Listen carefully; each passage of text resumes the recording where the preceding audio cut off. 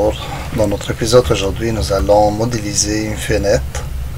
Donc voilà, j'ai une fenêtre d'un fabricant, c'est d'Alumalco, ici à Montréal. Donc si on regarde cette fenêtre pour bien comprendre comment la modéliser, c'est une fenêtre fixe. C'est notre premier type de fenêtre que nous allons faire. Avec le temps, nous allons voir l'opportunité de faire une fenêtre plus complexe encore. Donc si je regarde cette fenêtre là, comment il est fait, nous avons ici un cadre de 1 pouce et un quart, 1.25. Le cadre total il est de 4 pouces et demi. Donc la moitié ici est 2 et un quart, donc ça veut dire que cette partie il est 2 et un quart. Voilà. Ici l'extérieur il est 2 et un quart, donc ça c'est un carré. 2 et un quart par 2 et un quart. Ma stratégie pour faire cette fenêtre là, je regarde des côtés intérieurs et ici les côtés extérieurs.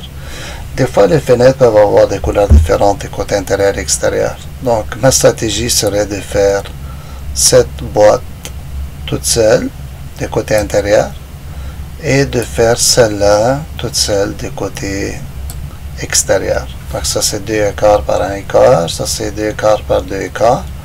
La vitre est de 1 pouce et elle est sur la périphérie. Donc je pense qu'on est prêt pour commencer. Ça c'est une coupe en plan, ça c'est en plan, ça c'est en coupe. Donc je pense que j'ai toutes les informations qu'il faut pour faire cette fenêtre. Donc allons-y, qu'on commence à le faire. On s'en va dans Revit. On va faire nouveau famille. On va aller dans ma librairie impériale. Et ici je vais aller chercher les fenêtres. Donc je vais prendre fenêtre sans trim. Donc sans moulure. Voilà, donc là on est prêt. Ce que je vais faire, je vais faire toutes les lignes de plan de référence exactement là où les cadres sont pour que je puisse tout rapporter à ces lignes-là. La ligne de centre que vous voyez ici, c'est plan de référence central. Je vais me servir pour le milieu de la fenêtre. Donc si on regarde de nouveau rapidement l'image, désolé, c'est pas ici, c'est plutôt ici. Donc je vais me servir de cette ligne comme centre parce qu'elle tombe parfaitement en plein milieu à 2 et un quart. Donc ça veut dire que de ce côté la fenêtre va être du côté intérieur et de ce côté on va être vers l'extérieur. Donc voilà, on est prêt pour commencer. Donc cette ligne je la garde. Maintenant il faut que je fasse des plans de référence additionnels. Je vais avoir une ici. Puis elle va être, on a dit, à 1 et un quart. Donc cette étape, elle est cruciale pour avoir les... désolé. Voilà. Donc c'est crucial pour avoir toutes les lignes en place. Je vais en mettre dans l'autre sens, ici. Donc ici je vais cliquer, ça va être 1.25 pouces. D'accord, donc ça c'est le premier cadre qui se trouve complètement sur le côté. Maintenant le deuxième cadre, je vais encore une fois retourner à mon dessin. Donc je regarde ici, ça c'est mon premier 1.25. Donc je descends en bas, ici on le voit, 1.25. Cette partie il est 1 pouce, parce que le total est 2 et un quart, ça c'est 1 quart. Donc ici c'est 1 pouce. Donc parfait. Donc la deuxième partie maintenant, je peux copier la ligne, il y a plusieurs façons de faire. Moi ça ne me dérange pas de faire tout simplement une nouvelle ligne. Puis cette ligne, je clique ici, puis je vais écrire 1 pouce. Okay. J'aurais pu dessiner les deux lignes ici en premier, puis ensuite miroiter, comme ça. Donc il y a toujours beaucoup de façons de faire la même chose. Maintenant, nous allons créer des règles ou des paramètres pour ces lignes-là, pour qu'elles ne changent plus. Donc pour cette fois-ci, je n'ai pas besoin vraiment de créer des paramètres, plutôt ce que je dois faire, c'est de verrouiller les dimensions. Donc je vais mettre 1,25. Vous voyez, le texte est très grand, parce que l'échelle elle est très grande, donc on va rendre l'échelle plus petite. Comme ça, voilà. Donc ça, ce que je viens de faire ici, je vais le verrouiller. Ça veut dire qu'on n'aurait plus le droit de changer cette dimension. Donc souvent lorsqu'on fait des mobiliers ou des paramètres spécifiques à un manufacturier, on va faire ça, on va les faire avec des dimensions précises parce qu'on ne joue pas avec les cadres. Vous voyez mes lignes de cote, je les commence tout le temps à partir de l'ouverture.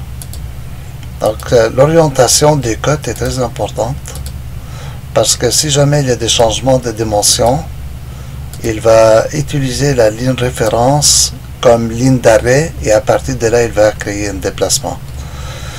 Ok, voilà, donc maintenant j'ai verrouillé ça, mais il faut faire la même chose en élévation, n'est-ce pas? Donc on va aller du côté intérieur, ici, il faut mettre en haut et en bas aussi.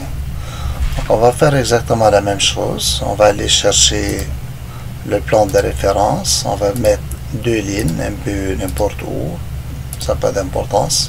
Cette ligne elle est croche. Donc on va faire la deuxième ligne, droite au moins.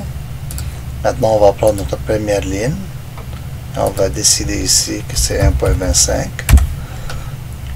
Là il a écrit bien sûr 1.25 pieds. Donc là maintenant c'est bien. Je dois désélectionner, je sélectionne ça, puis ici je vais lui dire que c'est 1 pouce. Super, donc ça c'est fait.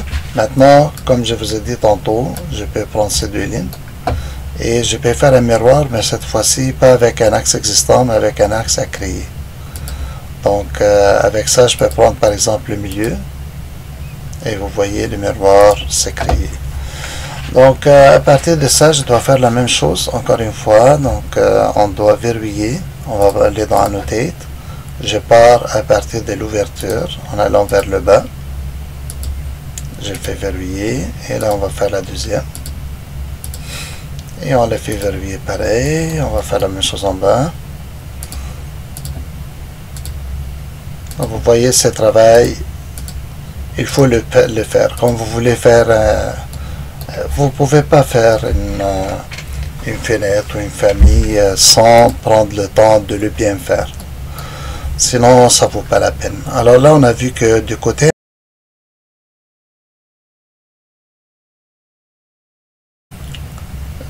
intérieur de la fenêtre, je viens ici.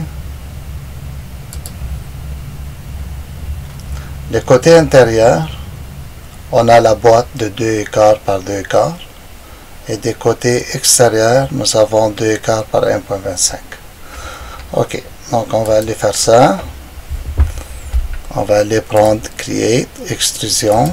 En façade, on est du côté intérieur. Donc, je vais commencer par dessiner avec un rectangle l'ensemble. Je vais verrouiller parce que le rectangle que j'ai dessiné, il a détecté les lignes, les plans de référence en arrière. Et maintenant, regardez qu'est-ce que j'ai fait. Je prends les 4/4, donc l'intérieur. Donc, je vais verrouiller tout ça. Voilà. Maintenant, normalement, la création va se faire à partir du centre. Donc, on va lui dire, commence à partir de 0. Puis vient de 2.25 pouces. On va vérifier si on n'a pas réussi, si c'est pas de bon côté, mais on va changer ça, c'est pas trop grave. Donc, je vais aller choisir une couleur. Pour le moment, je prends de l'aluminium, mais normalement, c'est des matériaux noirs. Donc, on peut chercher, par exemple, black. On va chercher ici un métal. Ça, c'est plastique. C'est pas bon. Ça, c'est rubber. Ça, c'est dump. Donc, vous voyez, il n'y en a pas. Ça, c'est laminé. Je peux partir à partir de ça puis le transformer plus tard en métal noir. Comme ça, on va le faire dans un cours pour les matériaux. Nous allons avec découvrir les matériaux un peu plus. Donc aujourd'hui, ce que nous allons faire, nous allons avec l'aluminium et on va laisser le reste pour une autre séance. Donc là, nous avons l'aluminium déjà, on va lui dire OK. Et maintenant, on va créer un paramètre pour le matériau. On va l'appeler cadre. Et vous savez, ça c'est une bonne idée de l'appeler cadre intérieur. Parce que comme ça, on peut séparer les couleurs à l'intérieur et à l'extérieur. On va lui dire qu'on a terminé. Maintenant, on va aller regarder en plan si on est du bon côté. N'est-ce pas? Donc, regardez ça. Intérieur. Regardez comment les cadres, ils partent du centre et ils s'en viennent vers ici. Maintenant, le deuxième cadre, on va aller du côté extérieur et il va aller dans l'autre sens. Donc, on va aller dans l'extérieur maintenant. Voilà. Et là, on va aller prendre, on va chercher l'outil extrusion. À partir de cet outil, on va prendre les cadres. On va dessiner les cadres extérieurs tout d'abord. On va les verrouiller comme on a fait avant. Voilà. Et maintenant, on va dessiner le deuxième cadre, celui intérieur, mais cette fois-ci, je vais aller à 1 pouce et 1 quart. Et là, je vais les verrouiller aussi sur l'axe existant que moi, j'ai verrouillé avec les codes. Donc, le matériau aluminium, c'est bon, mais je vais aller chercher le paramètre. On va créer un autre qui s'appelle cadre extérieur. Écoutez, il n'y a pas une seule façon de faire les cadres. On aurait pu le faire avec l'outil sweep, celle-là. Il y a plusieurs façons de faire. Tout dépend du niveau de détail qu'on cherche. Donc, pour le moment, c'est bon. Là, je veux dire, j'ai terminé. Dans mon cadre est fini. Je vais aller vérifier si je l'ai bien fait. Donc, on va aller en référence. Regardez où est-ce qu'il est. Il a embarqué par-dessus. Pourquoi il a embarqué? C'est parce que l'extrusion aurait dû être négative. Donc, je mets ici moins. Et voilà, il est allé de bon côté. Vous voyez? Alors, ça, c'est le premier côté. Ça, c'est le deuxième côté. Donc, il aurait fallu faire négatif pour que aille dans l'autre sens. Le premier était positif vers ici, maintenant c'est négatif vers là-bas. Ok, c'est très bien. Il faut faire attention à ces détails, de ne pas comme se tromper. Maintenant, c'est le temps de faire la vitre. Donc, on est bien. Cette fois-ci, on va aller du côté intérieur parce que la vitre s'insère à l'intérieur. Écoutez, encore une fois, dépendamment du niveau de détail qu'on veut chercher, on peut dessiner deux panneaux de verre ou on fait un de 1 pouce. Donc, on peut par exemple faire 2 de 1/8 ou on peut faire 1 de 1 pouce. Donc, on va prendre l'extrusion de nouveau. Et maintenant, je vais aller chercher le rectangle. Je dessine ça comme ça. Je le fais verrouiller aussi pour qu'il soit tout le temps pour qu'il suive tout le temps la fenêtre. De même. Et maintenant, je vais lui dire que l'extrusion serait de 1 pouce. Le matériau serait un matériau de verre. Donc ici, il y a déjà glace. Je vais le prendre, il n'y a pas de problème, parce que de toute façon, on peut le changer. Donc, je vais cliquer ici. On va créer un paramètre qu'on va l'appeler verre. D'accord, c'est fait. Donc, on ferme ça. Maintenant, on va aller regarder en plan une autre fois pour voir, pour nous assurer qu'on est bien. Vous voyez, c'est superbe. Il est exactement au même endroit, tel que le dessin. Alors, maintenant, il y a certaines choses additionnelles qu'on peut faire lorsqu'on fait une fenêtre comme famille. Donc, si je regarde par exemple en 3D, vous voyez l'ouverture qui coupe le mur. C'est un objet qui s'appelle Opening, juste ici. Donc, si jamais vous n'aviez pas, on va le voir qu'on va faire les appareils d'éclairage pour faire par exemple un trou dans le plafond. Alors ici, juste dessiner ça, c'est ça qui fait le trou à travers le mur pour la fenêtre, pour que la fenêtre s'installe bien.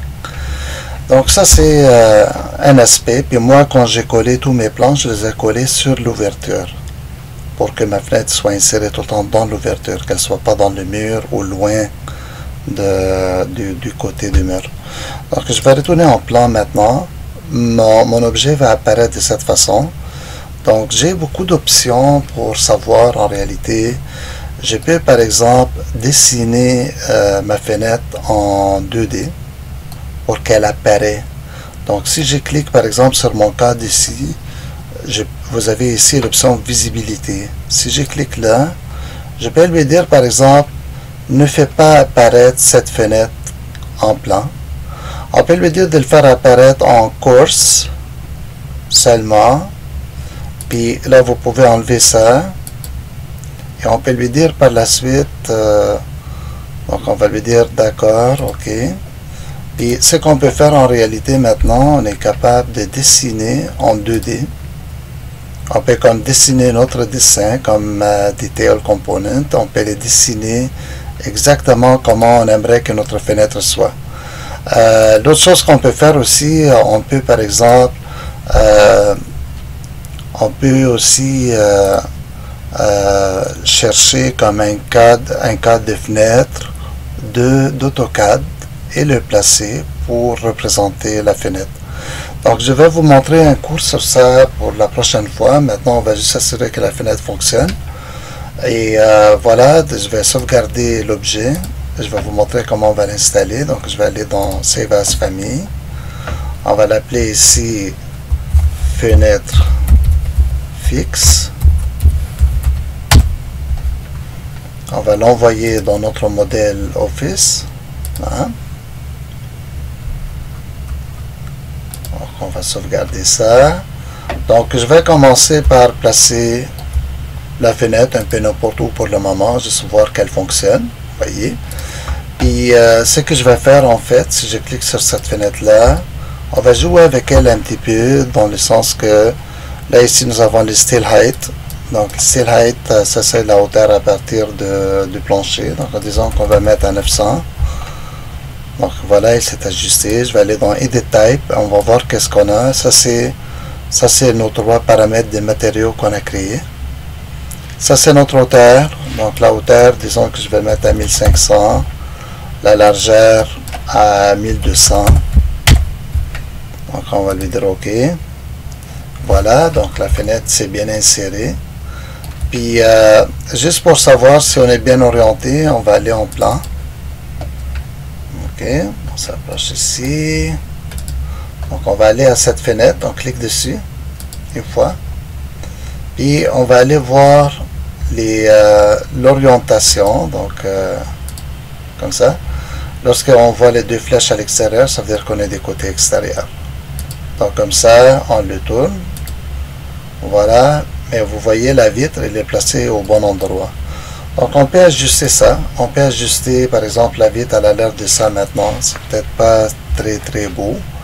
On peut par exemple l'améliorer. Je peux aller ici dans course. Vous voyez dans course, il me montre tout. Vous vous rappelez, je lui dis de ne pas l'afficher dans l'option medium et fine. C'est parce que je voulais les dessiner le cadre à mon goût. Mais ça, on va le faire dans une autre étape. Pour le moment, on est comme ça. Si les lignes sont trop épaisses, c'est parce qu'on est échelle 100. Donc, si on va à échelle 1,50, ça va avoir l'air plus beau comme ça. Okay, donc, c'est pas aussi pire. C'est acceptable comme dessin. Mais je peux paramétrer les lignes pour qu'elles soient plus belles. Donc, on fait ça dans une autre étape. Pour le moment, sur mon dessin, je peux insérer toutes mes fenêtres. Donc on va aller dans par exemple Wireframe pour voir la position de mes fenêtres. Je peux par exemple mesurer mes fenêtres exactement, sont des 1500. Donc ce que je peux faire, je vais vous montrer juste une dernière option intéressante. Cette fenêtre là, lorsque je vais aller dans les paramètres de la fenêtre, ici, donc présentement il est de 4 par 3. Donc 1500 en pied, c'est mais vous voyez, je peux écrire par exemple les dimensions en millimètres. Je peux écrire ici 1500 millimètres, comme ça. Et lui, il va calculer exactement. Puis la hauteur, ben, je vais aller peut-être à 1800 millimètres. Ok, vous voyez, lui, il calcule le reste. Alors maintenant, ce que je fais avec ça, je vais aller ici, puis sauvegarder une option. Donc je vais l'appeler fenêtre, mais je vais juste écrire les dimensions. C'est 1500 de large par 1800 de haut.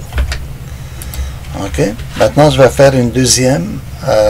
On peut prendre les mesures, par exemple, parce qu'il y a des fenêtres qui sont plus grandes. Une fenêtre, par exemple, de 2400 mm par encore 1800, la hauteur ne va pas changer. Donc ici, je vais aller faire nouveau et je vais lui dire que ça c'est 2400 par 1800. Donc maintenant, je vais changer entre les deux. Vous voyez, il n'a pas retenu parce que j'avais écrit dessus. Donc ici, il faut que je l'écris de nouveau. J'ai fait 1500 mm.